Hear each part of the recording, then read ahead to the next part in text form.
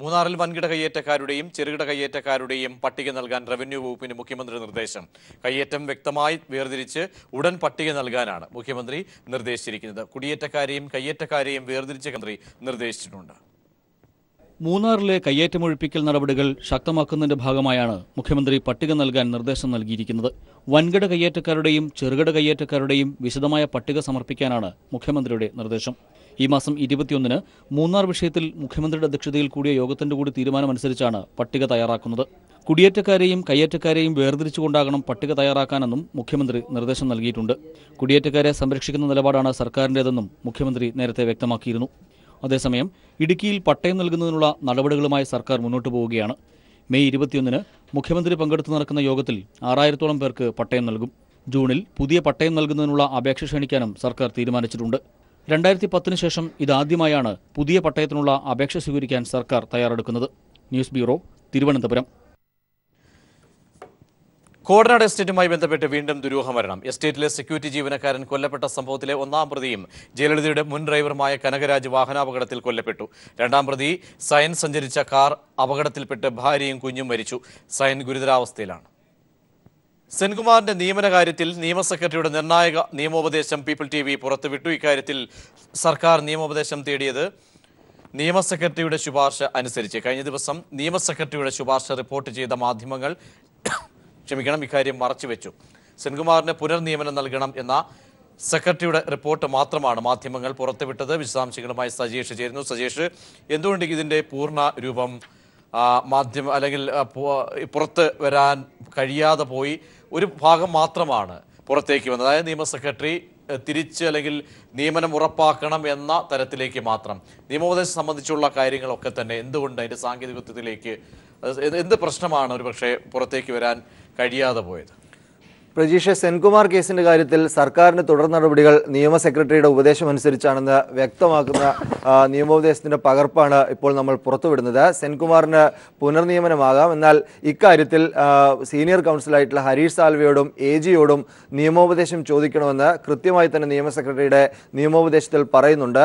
ഇതുവരെ പുറത്തു വന്നിട്ടുള്ള വാർത്തകൾ അനുസരിച്ച് സെൻകുമാറിന് പുനർനിയമനം നൽകണമെന്ന് മാത്രം ലോ സെക്രട്ടറി ആവശ്യപ്പെട്ടു. പിന്നീട് സർക്കാർ AGയിൽ നിന്നും ഹരീഷ് സാൽവെയിൽ നിന്നും നിയമോപദേശം തേടാൻ ശ്രമിച്ചു എന്ന തരത്തിലായിരുന്നു വാർത്തകൾ. എന്നാൽ നിയമ സെക്രട്ടറിയുടെ നിയമോപദേശം അനുസരിച്ച് തന്നെയാണ് ഇക്കാര്യത്തിൽ മുതിർന്ന അഭിഭാഷകരോട് നിയമോപദേശം തേടുന്നത് എന്ന് വ്യക്തമാക്കുന്ന തരത്തിലുള്ള ഈ നിയമ സെക്രട്ടറിയുടെ കുറിപ്പാണ് ഇപ്പോൾ പുറത്തു വരുന്നത്. സുപ്രീം കോടതി ഉത്തരവിന്റെ കാര്യത്തിൽ വലിയ അവ്യക്തത നിലനിൽക്കുന്നു.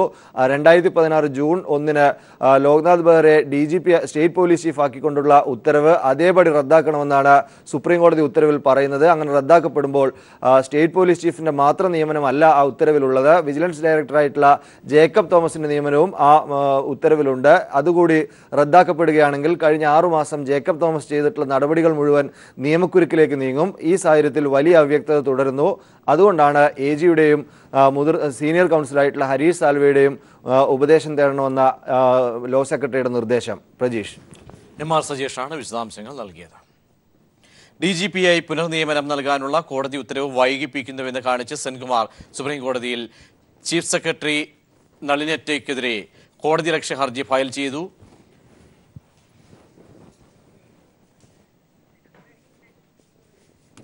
KPCCയുടെ സ്ഥിരം അധ്യക്ഷനെ നിയമിക്കുന്നതിനെ കുറിച്ചുള്ള ചർച്ചകൾ ദില്ലിയിൽ പുരോഗമിക്കുന്നു. രമേശ് ചെന്നിത്തല അല്പസമയത്തിനകം രാഹുൽ ഗാന്ധിയുമായി കൂടിക്കാഴ്ച നടത്തും. അധ്യക്ഷ സ്ഥാനത്തേക്കുള്ള പട്ടിക AI ഗ്രൂപ്പുകൾ ഹൈക്കമാൻഡിന് കൈമാറി. കൊച്ചി റേഞ്ചിലെ പോലീസ് അവലോകന യോഗം ഇന്ന് ചേരും. മുഖ്യമന്ത്രിയുടെ സാന്നിധ്യത്തിലാണ് 3 മണിക്ക് യോഗം ചേരുക. SIമാർ മുതൽ SP റാങ്ക് വരെയുള്ള ഉദ്യോഗസ്ഥർ യോഗത്തിൽ പങ്കെടുക്കും. പോലീസിന്റെ പ്രവർത്തനങ്ങൾ വിലയിരുത്താനും സേനയിൽ വരുത്താൻ ഉദ്ദേശിക്കുന്ന പരിഷ്കാരങ്ങളെപ്പറ്റി വിശദീകരിക്കാനുമാണ് മുഖ്യമന്ത്രി യോഗം വിളിച്ചിരിക്കുന്നത്. മുഖ്യമന്ത്രിയുടെ സാന്നിധ്യത്തിൽ റേഞ്ച് അടിസ്ഥാനത്തിൽ നടക്കുന്ന അവസാന യോഗമാണ് കൊച്ചിയിലേത്.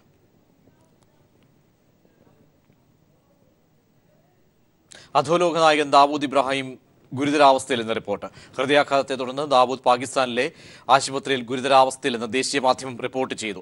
കറാച്ചിയിലെ ആശുപത്രിയിൽ ദാവൂദ് ചികിത്സയിലെന്ന് സൂചന. ഹൃദയാഘാതത്തെ തുടർന്ന് കറാച്ചിയിലെ ആശുപത്രിയിൽ പ്രവേശിപ്പിച്ചിരിക്കുന്ന ദാവൂദ് ഇബ്രാഹിമിന്റെ അവസ്ഥ ഗുരുതരമാണെന്നാണ് രഹസ്യാന്വേഷണ വിഭാഗങ്ങളെ ഉദ്ധരിച്ച് ദേശീയ മാധ്യമങ്ങൾ റിപ്പോർട്ട് ചെയ്യുന്നത്. മുംബൈ സ്ഫോടനത്തിന്റെ സൂത്രധാരനായ അധോലോക നായകൻ പാകിസ്ഥാനിൽ തന്നെ ഉണ്ടെന്ന വാർത്തയ്ക്ക് ഈ സംഭവത്തോടെ ഒരു സ്ഥിരീകരണം കൂടി ലഭിച്ചിരിക്കുകയാണ്. ദാവൂദ് പാകിസ്ഥാനിൽ തന്നെ ഉണ്ടെന്ന് രാജ്യം പല പ്രാവശ്യം വ്യക്തമാക്കുകയും ദാവൂദിനെ കൈമാറണമെന്നാവശ്യപ്പെട്ട് പാകിസ്ഥാനെ പലവട്ടം സമീപിക്കുകയും ചെയ്തിരുന്നു. എന്നാൽ ദാവൂദ് രാജ്യത്തില്ല എന്ന നിലപാടാണ് പാകിസ്ഥാൻ ആവർത്തിച്ചത്. ദാവൂദ് പാകിസ്ഥാനിലെ കറാച്ചിയിലുണ്ടെന്നതിന്റെ തെളിവ് ഇന്ത്യ ഐക്യരാഷ്ട്ര സംഘടനയ്ക്ക് കൈമാറുകയും ചെയ്തിരുന്നു. പാകിസ്ഥാനിൽ സമ്പന്നർ താമസിക്കുന്ന കറാച്ചിയിലെ ക്ലിഫ്റ്റണിലെ മേൽവിലാസം ഇന്ത്യ പരസ്യപ്പെടുത്തുകയും ചെയ്തിരുന്നു. ദാവൂദ് രോഗബാധിതനാണെന്ന വാർത്ത 1 വർഷം മുമ്പും പുറത്തു വന്നിരുന്നു. എന്നാൽ ദാവൂദിന്റെ അനുയായികൾ ഇക്കാര്യം നിഷേധിച്ചിട്ടുണ്ട്. News desk. തൃശൂർ പൂരത്തിന് കൊടിയേറി. തിരുവമ്പാടി, പാറമേൽക്കാവ് ക്ഷേത്രങ്ങളിലാണ് കൊടിയേറിയത്. വിശദാംശങ്ങളുമായി ദിൽജിത്ത് ചേരുന്നു. ദിൽജിത്ത്, ഔദ്യോഗികമായ തുടക്കമായിരിക്കുന്നു പൂരത്തിലേക്ക്. ഇനി പൂരത്തിലേക്കുള്ള കാഴ്ചകളായിരിക്കും ഓരോ ദിവസങ്ങളും നമ്മൾ കടന്നു പോവുക. എന്തൊക്കെയാണ് ചടങ്ങുകളായിരുന്നു ഇന്ന് നടന്നത്? ദിൽജിത്ത്, കേൾക്കാമെങ്കിൽ. ഔദ്യോഗിക തുടക്കം ആയിരിക്കുന്നു. എന്തൊക്കെ ചടങ്ങുകളായിരുന്നു ഇന്ന് നടന്നത്?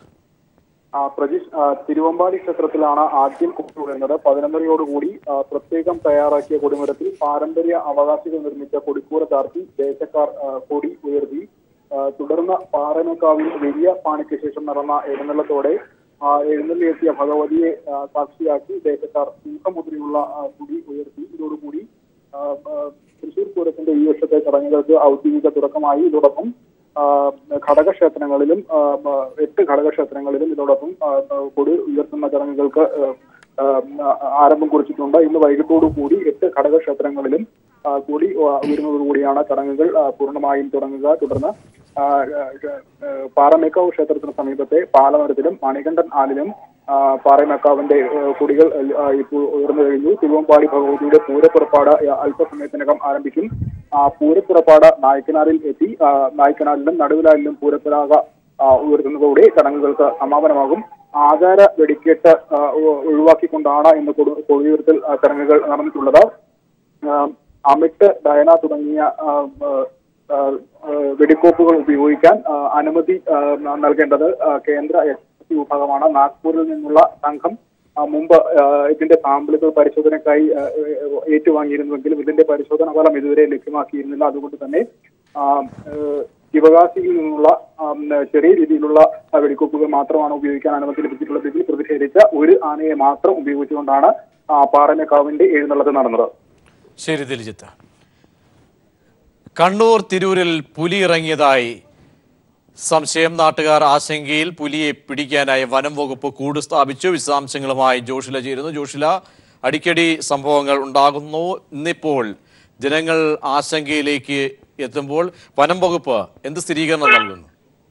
പ്രജീഷ്, പടിയൂർ തിരൂരിലാണ് പുലിയുണ്ടെന്ന ഭീതി പരക്കുന്നത്.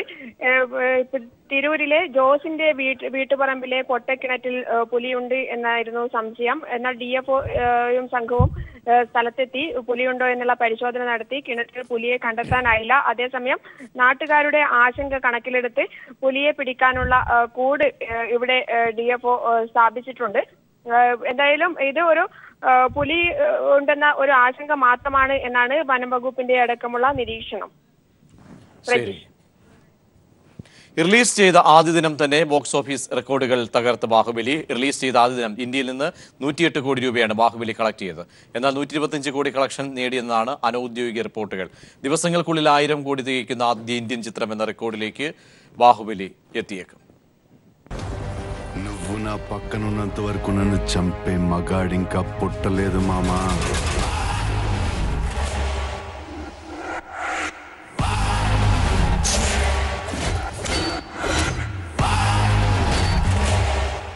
ദൃശ്യവിസ്മയമൊരുക്കി പ്രേക്ഷകരിലേക്കെത്തിയ ബാഹുബലി ഇന്ത്യൻ ബോക്സ് ഓഫീസിലും അത്ഭുതമാവുകയാണ്. ഇന്ത്യൻ സിനിമയുടെ ഇതുവരെയുള്ള കളക്ഷൻ റെക്കോർഡുകളെല്ലാം ബാഹുബലിയുടെ 2ാം ഭാഗം ആദ്യ ദിനം തന്നെ ഇളക്കി മറിച്ചിരിക്കുകയാണ്.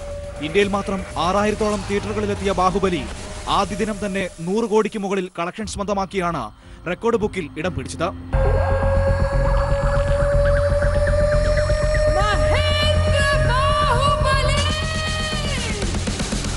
നിർമ്മാതാക്കൾ ഔദ്യോഗികമായി സ്ഥിരീകരിച്ചില്ലെങ്കിലും 125 കോടിയാണ് ബാഹുബലിയുടെ ഇനീഷ്യൽ കളക്ഷൻ എന്നാണ് ബോക്സ് ഓഫീസ് ട്രേഡ് അനലിസ്റ്റുകൾ പറയുന്നത്.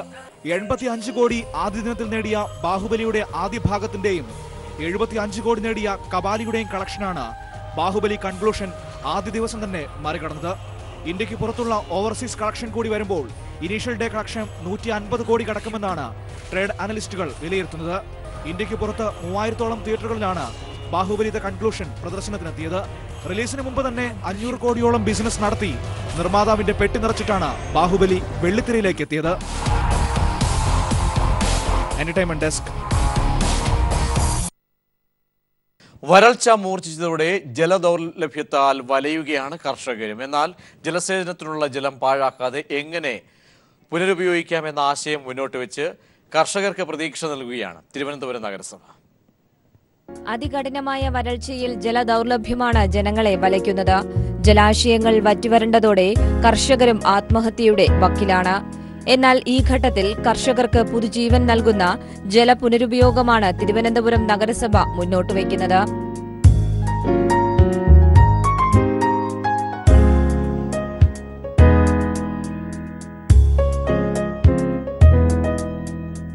ഇതെങ്ങനെ എന്നല്ലേ?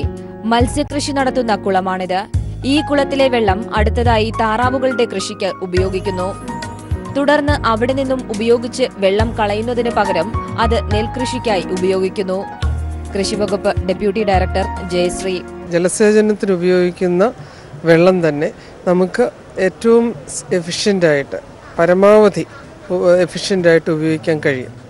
അതിൻ്റെ ഒരു മാതൃകയാണ് നമ്മളിവിടെ കാണിച്ചിട്ടുള്ളത്. മറ്റേ വെറുതെ വെളിയിലേക്ക് കളയേണ്ടി വരുന്ന വെള്ളം നമ്മൾ ഇത് ഈ ചെടിക്ക്, അതായത് പിന്നെ നമ്മുടെ നെൽകൃഷിക്കാണെങ്കിലും ചെടികൾക്കാണെങ്കിലും നമുക്ക് ഉപയോഗിക്കാൻ കഴിയുന്നു എന്നുള്ള ഒരു മോഡലാണ് നമ്മളിവിടെ കാണിച്ചിരിക്കുന്നത്.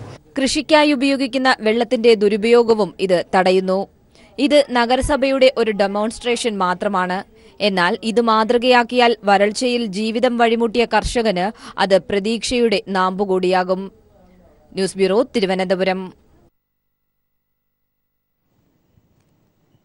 കശുവണ്ടി വ്യവസായ മേഖലയിലെ മാറ്റത്തിന്റെ തുടർച്ച വിളംബരം ചെയ്തുകൊണ്ട് കാപെക്സിന്റെ ഫാക്ടറികളിലെ 519 പുതിയ തൊഴിലാളികൾക്ക് നിയമനം. പണിക്ക് കയറാനെത്തിയ പുതിയ തൊഴിലാളികൾക്ക് പൂക്കൾ നൽകി ചെയർമാൻ കൊല്ലായിൽ സുദേവൻ കൊല്ലം പെരുമ്പുഴ ഫാക്ടറിയിൽ തൊഴിലാളികളെ സ്വീകരിച്ചു. 3000-ഓളം തൊഴിലവസരങ്ങളാണ് സൃഷ്ടിക്കുക. കാപെക്സിന്റെ 10 ഫാക്ടറികളിലെ ഷെല്ലിംഗ് വിഭാഗത്തിലാണ് തൊഴിലാളികൾക്ക് നിയമനം ലഭിച്ചത്. പീലിംഗ്, ട്രേഡിംഗ് വിഭാഗങ്ങളിലും പുതിയ തൊഴിലവസരങ്ങൾ ഒരുങ്ങുന്നുണ്ട്. 2006-2011 6500 തൊഴിലാളികൾ കാപെക്സിൽ പണിയെടുത്തിരുന്നു. എന്നാൽ കഴിഞ്ഞ 5 വർഷക്കാലം കൊണ്ട് തൊഴിലാളികളുടെ എണ്ണം 3400 ചുരുങ്ങി. UDF സർക്കാരിന്റെ കാലത്ത് പുതിയ നിയമനങ്ങൾ നൽകിയില്ലെന്ന് മാത്രമല്ല, നിലവിലുള്ള തൊഴിലാളികൾ പട്ടിണിയിലാവുകയും ചെയ്തു. ഈ സാഹചര്യത്തിലാണ് നാടൻ തോട്ടണ്ടി സംഭരിച്ച് കാപെക്സും കാഷ്യൂ കോർപ്പറേഷനും വെല്ലുവിളികളെ അതിജീവിച്ച് മികച്ച തൊഴിൽദാതാവായി മാറുന്നത്. പീലിംഗിലേക്ക് 300ഓളം തൊഴിലാളികളെ എടുക്കുന്നതിന് വേണ്ടിയാണ് കാപെക്സ് തീരുമാനിച്ചത്. LDF ഗവൺമെൻറ്റിൻ്റെ ഇച്ഛാശക്തിയോടുകൂടിയുള്ള നിലപാടിൻ്റെ ഭാഗമായി PCKയിൽ നിന്നും നാടൻ തോട്ടണ്ടി സംഭരിക്കാനും നാടൻ തോട്ടണ്ടി ഉപയോഗിച്ച് തൊഴിലാളികൾക്ക് തൊഴിൽ കൊടുക്കുന്ന ഒരു പുതിയ സംരംഭത്തിലേക്കാണ് കാപെക്സും കാഷ്യൂ കോർപ്പറേഷനും മുന്നോട്ട് വന്നിട്ടുള്ളത്. തുടർച്ചയായി 40 ദിവസത്തെ പണിക്കുള്ള തോട്ടണ്ടി കാപെക്സ് സംഭരിച്ചു കഴിഞ്ഞു. വിദേശ രാജ്യങ്ങളിൽ നിന്നുള്ള തോട്ടണ്ടി കൂടി ലഭിക്കുന്നതോടെ കൂടുതൽ തൊഴിൽ ദിനങ്ങളെന്ന നേട്ടമാണ് 2 പൊതുമേഖലാ സ്ഥാപനങ്ങളും ലക്ഷ്യമിടുന്നത്. ന്യൂസ് ബ്യൂറോ, കൊല്ലം. പുനർജനി ചാരിറ്റബിൾ ട്രസ്റ്റ് സ്ഥാപകൻ ജോൺസ് കെ മംഗലം രചിച്ച ആരോഗ്യത്തിന് ഹാനികരം മലയാളിയുടെ ആസക്തികൾ എന്ന പുസ്തകം തൃശൂരിൽ പുറത്തിറക്കി. കൈരളി TV മാനേജിംഗ് ഡയറക്ടറും മുഖ്യമന്ത്രിയുടെ മാധ്യമ ഉപദേഷ്ടാവുമായ ജോൺ ബ്രിട്ടാസ് ആണ് പുസ്തകത്തിന്റെ പ്രകാശനം നിർവഹിച്ചത്. കേരള സമൂഹത്തെ ബാധിച്ചിരിക്കുന്ന ആസക്തികളെയും ലഹരികളെയും തുറന്നു കാട്ടുന്ന പുസ്തകം DC ബുക്സ് ആണ് പ്രസിദ്ധീകരിച്ചത്. കുടിയന്റെ കുംഭസാരം എന്ന ആത്മകഥാപരമായ കൃതിയിലൂടെ ശ്രദ്ധേയനായ ജോൺസ് കെ മംഗലത്തിന്റെ പുതിയ പുസ്തകമാണ് തൃശൂരിൽ പുറത്തിറക്കിയത്. 36 വയസ്സുവരെ ലഹരികൾക്ക് അടിമയായിരുന്ന ശേഷം ആസക്തികളിൽ നിന്ന് വിമുക്തി നേടിയ ജോൺസന്റെ 3ാമത്തെ പുസ്തകമാണ് ആരോഗ്യത്തിന് ഹാനികരം മലയാളിയുടെ ആസക്തികൾ. കേരളീയരുടെ ജീവിതത്തിലെ ആസക്തികളെ തുറന്നു കാട്ടുന്ന പുസ്തകം കൈരളി TV മാനേജിംഗ് ഡയറക്ടറും മുഖ്യമന്ത്രിയുടെ മാധ്യമ ഉപദേഷ്ടാവുമായ ജോൺ ബ്രിട്ടാസ് ആണ് പ്രകാശനം ചെയ്തത്. നമുക്കൊക്കെ തിരിച്ചടിയേറ്റാൽ ആ തിരിച്ചടി അല്ലെങ്കിൽ ആ ഒരു തെറ്റ് ഒരിക്കലും പുറത്തു പറയാതെ ജീവിക്കുക എന്നുള്ളതാണ് ഇന്നത്തെ മനുഷ്യന്റെ ഏറ്റവും പ്രധാനപ്പെട്ട ഘടകം. മാഷ് ഏറ്റവും കൂടുതൽ കൈവശം വെച്ചിരിക്കുന്ന ശക്തി ആയുധം, വജ്രായുധം എന്നൊക്കെ പറയുന്നത് പോലെ അദ്ദേഹത്തിന്റെ സത്യസന്ധതയാണ്. തൃശൂർ കേരളവർമ്മ കോളേജിലെ ഫിലോസഫി വിഭാഗം തലവനും മദ്യാസക്തരുടെ രോഗവിമോചനത്തിനായി പ്രവർത്തിക്കുന്ന പുനർജനി ചാരിറ്റബിൾ ട്രസ്റ്റിന്റെ സ്ഥാപകനുമാണ് ഗ്രന്ഥകർത്താവായ Johnson K Mangalam. DC books ആണ് പുസ്തകത്തിന്റെ പ്രസാധകർ. ചടങ്ങിൽ ഡോക്ടർ ഭാനുമതി, ദീപ നിശാന്ത, മണിലാൽ, TS വസന്തൻ തുടങ്ങിയവർ പങ്കെടുത്തു. News bureau, Thrissur. ചങ്ങനാശ്ശേരി അതിരൂപത സഹായമെത്രാൻ മാർ തോമസ് തറയിലിന് കൊല്ലം ആയൂർ അബൂരി ഫെറോനകളുടെ നേതൃത്വത്തിൽ തെക്കൻ മേഖലയുടെ സ്വീകരണം നൽകി. തിരുവനന്തപുരം ലൂർദ് ഫെറോനയിൽ നടന്ന സ്വീകരണ ചടങ്ങ് ധനകാര്യമന്ത്രി തോമസ് ഐസക് ഉദ്ഘാടനം ചെയ്തു. മേയർ VK പ്രശാന്ത്, ആർച്ച് ബിഷപ്പുമാരായ Mar Joseph Perumthottam, Mar Cleemis Catholicos Bava, doctor M Soosapakiam എന്നിവർ സംസാരിച്ചു.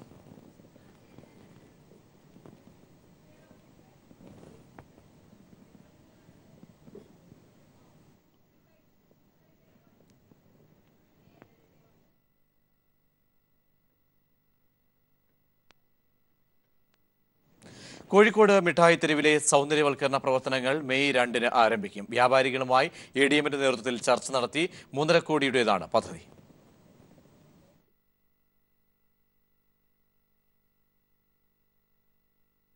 ജില്ലാ ടൂറിസം പ്രൊമോഷൻ കൌൺസിലിന്റെ നേതൃത്വത്തിലാണ് സൗന്ദര്യവൽക്കരണ പ്രവർത്തനങ്ങൾ നടക്കുന്നത്.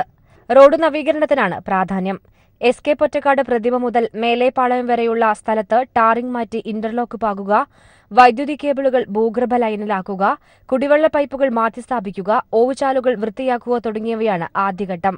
നവീകരണം ആരംഭിച്ചാൽ ഇതുവഴിയുള്ള ഗതാഗതത്തിന് ഭാഗിക നിയന്ത്രണം ഏർപ്പെടുത്തും. അടുത്ത മാസം 25-ാം തീയതിക്കകം ജോലികൾ പൂർത്തിയാക്കാനാണ് തീരുമാനം. അതേസമയം കയ്യേറ്റമുണ്ടെന്ന് കാണിച്ച് കോർപ്പറേഷൻ അധികൃതർ കടകൾക്ക് മുൻപിലെ ബോർഡുകൾ നീക്കം ചെയ്യാൻ ആവശ്യപ്പെട്ടത് വ്യാപാരികളിൽ പ്രതിഷേധം ഉണ്ടാക്കി. എന്നാൽ നിലവിലെ നവീകരണത്തിന് ബോർഡുകൾ നീക്കേണ്ട കാര്യമില്ലെന്ന് ഉദ്യോഗസ്ഥർ പറഞ്ഞതായി വ്യാപാരികൾ തന്നെ പറയുന്നു. കടയുടെ ബോർഡ് പൊളിക്കണം എന്ന് പറഞ്ഞ നടപടി ശരിയല്ല എന്ന് ഞങ്ങൾ ആവശ്യപ്പെട്ടപ്പോൾ ADM അതിനെ അംഗീകരിച്ചുകൊണ്ട് അങ്ങനെയുള്ള നടപടികൾ ഈ 25-ാം തീയതി വരെ കച്ചവടക്കാരന് ബുദ്ധിമുട്ടുള്ള ഒരു നടപടിയും ഉണ്ടാവില്ല എന്ന് ഉറപ്പ് നൽകിയിട്ടുണ്ട്. അതിൻ്റെ അടിസ്ഥാനത്തിൽ എല്ലാ സംഘടനകളും, വ്യാപാരി വ്യവസായി പ്രതിനിധിച്ചുകൊണ്ടുള്ള എല്ലാ സംഘടനകളും അതിനെ അനുകൂലിക്കേണ്ടത്. എല്ലാ കച്ചവടക്കാരൻ്റെ ഭാഗത്തുനിന്നും പരിപൂർണമായ സഹായ സഹകരണങ്ങൾ അതിനോട് വാഗ്ദാനം ചെയ്തിട്ടുണ്ട്. അതിൻ്റെ പേരിൽ ഈ തീപിടിച്ചതിൻ്റെ പേരിൽ, ബ്യൂട്ടിഫിക്കേഷൻ്റെ പേരിൽ കടകളിൽ കയറി ഒരു ബുദ്ധിമുട്ടും ഒരു മാസത്തിനുള്ളിൽ ഉണ്ടാക്കില്ല എന്ന ഉറപ്പ് ഞങ്ങൾക്ക് കിട്ടിയിട്ടുണ്ട്. ഊരാളുങ്കൽ സൊസൈറ്റിക്കാണ് നിർമ്മാണ ചുമതല. സൗന്ദര്യവൽക്കരണത്തിനായി 3.5 കോടി രൂപയാണ് ഫണ്ട് അനുവദിച്ചിട്ടുള്ളത്. News bureau, Kozhikode.